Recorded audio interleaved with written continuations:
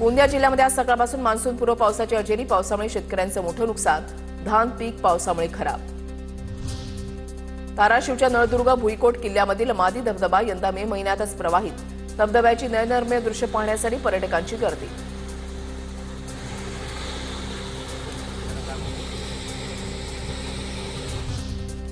धाराशिव तालुक्यामधल्या रुईभर भागामध्ये पावसाची जोरदार हजेरी. 7 एकरवरील तीळ पावसामुळे पडला काळा.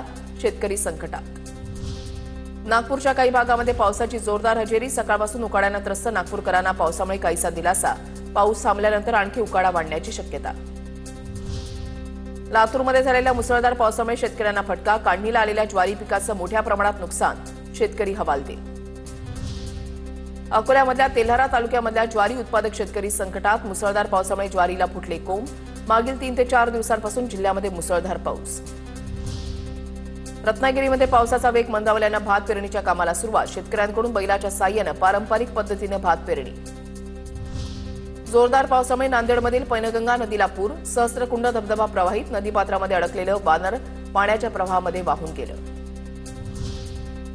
नवी मुंबईच्या मोरबे धरण क्षेत्रामध्ये 417 मिलीमीटर पावसाची नोंद. 3 वर्षांच्या तुलनेमध्ये यंदा धरणामध्ये अधिक जलसाठा. धरणामध्ये सध्या 40.77% पाणीसाठा.